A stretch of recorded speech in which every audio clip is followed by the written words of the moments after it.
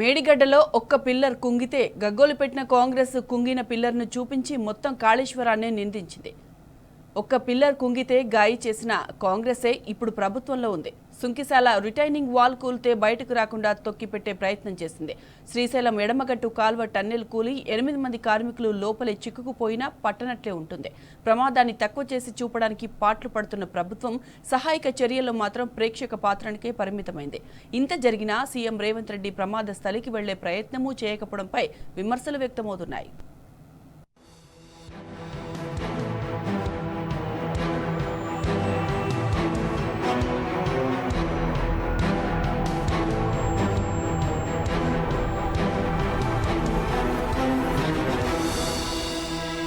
శ్రీశైలం ఎడమగట్టు కాల్వ tunnel కుప్పకూలి అందులో 8 మంది ఉద్యోగులు కార్మికులు చిక్కుకుపోయారు.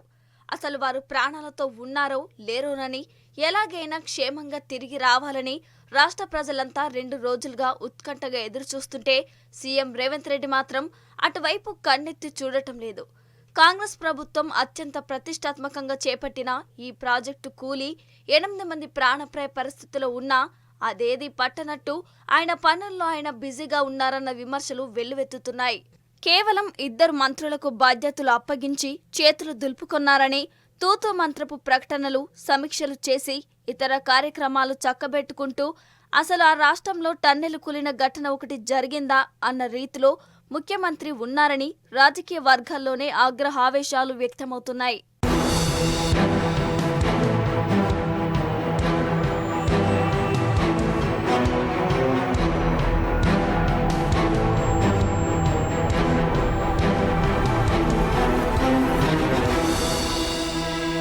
ఎస్ఎల్బీసీ టన్నెల్ కూలిపోయి 2 రోజులు దాటింది. పొట్ట చేత పట్టుకుని బతుకుదెరువు కోసం వచ్చిన సిబ్బంది అందులో కూరుకుపోయారు. వాళ్లు ప్రాణాలతో బయటకు రావాలని ఒక తెలంగాణే కాదు, టన్నెల్లో చిక్కుకున్న వివిధ రాష్ట్రాలకు చెందిన కార్మికుల కోసం ఆయా ప్రాంతాల వారు 1000 కళ్లతో ఎదురు చూస్తున్నారు. సిబ్బందిని రక్షించేందుకు ఢిల్లీ నుంచి ఆర్మీ, రెస్క్యూ బృందాలు వచ్చాయి. వారంతా అక్కడ కార్మికులను రక్షించేందుకు నానా తంటాలు పడుతున్నారు. ఇంతటి విపత్కర పరిస్థితుల్లో ముఖ్యమంత్రి స్థానంలో ఉన్న వ్యక్తి ఏం చేయాలి? సమాచారం తెలిపిన వెంటనే ప్రమాదం జరిగిన ప్రదేశానికి చేరుకుని రక్షణ చర్యలను పర్యవేక్షించాలి. కానీ సీఎం రేవంత్ రెడ్డి మాత్రం ఇందుకు పూర్తి భిన్నంగా వ్యవహరించారు. కూలిన టన్నెల్ వైపు కనీసం కన్నెత్తి కూడా చూడలేదు. బాధ్యతలను మంత్రులు ఉత్తమ్ కుమార్ రెడ్డి, జూపల్లిపై నెట్టేసి తనకెందుకులే అన్నట్టుగా ఉన్నారనే విమర్శలు వినిపిస్తున్నాయి.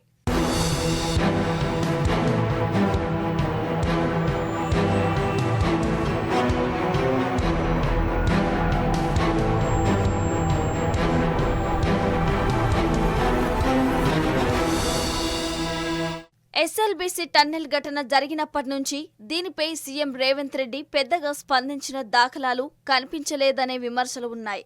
ఘటన జరిగిన 2-3 గంటల తర్వాత సీఎం స్పందించారు. తక్షణ చర్యలు చేపట్టాలంటూ అధికారులను ఆదేశించినట్టుగా పత్రికా ప్రకటన విడుదల చేశారు. మంత్రులు ఉత్తమ్, జూపల్లికి బాధ్యతలు అప్పగించి చేతులు దులిపేసుకున్నారనే విమర్శలు ఉన్నాయి. ఆ తర్వాత సీఎం తన పనుల్లో తాను నిమగ్నమైపోయారు. ప్రధానమంత్రి మోదీ, కాంగ్రెస్ అగ్రనేత రాహుల్ గాంధీ స్పందించడం, ఫోన్ చేసి ఆరా తీయడంతో సీఎంపై ఒత్తిడి పెరిగింది. దీంతో రాత్రి సమయంలో హైదరాబాద్కు వచ్చిన మంత్రి ఉత్తమ్, వేం నరేందర్ రెడ్డి ద్వారా అక్కడి పరిస్థితులను సీఎం తెలుసుకున్నారు. కానీ పూర్తి స్థాయిలో అధికారులు, మంత్రులు, ఇతర ఇంజనీరింగ్ సిబ్బందితో సమీక్ష నిర్వహించలేదు.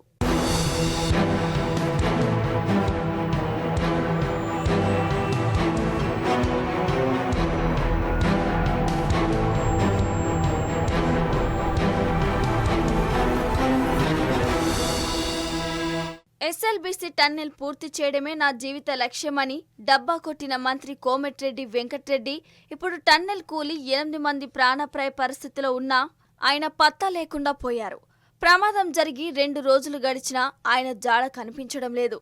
మంత్రి సొంత పనులపై విదేశాలకు వెళ్లినట్టు ఆయన సన్నిహిత వర్గాల ద్వారా తెలిసిందే. కాగా ఇండియా పాకిస్తాన్ క్రికెట్ మ్యాచ్ చూసేందుకు దుబాయ్ వెళ్లారని పలువురు, లేదు సొంత పనులు చక్కబెట్టుకునేందుకు విదేశాలకు వెళ్లారని మరికొందరు సోషల్ మీడియా వేదికగా చర్చించుకుంటున్నారు. ఎస్ఎల్బీసీ టన్నెల్ పనుల కోసం యంత్రాలను పరిశీలించేందుకు తానే స్వయంగా అమెరికా వెళ్లి వచ్చిన సదరు మంత్రి ఇంత పెద్ద ఘటన జరిగినా ఇంతవరకు స్పందించకపోవడంపై సర్వత్రా విమర్శలు వెల్లువెత్తుతున్నాయి.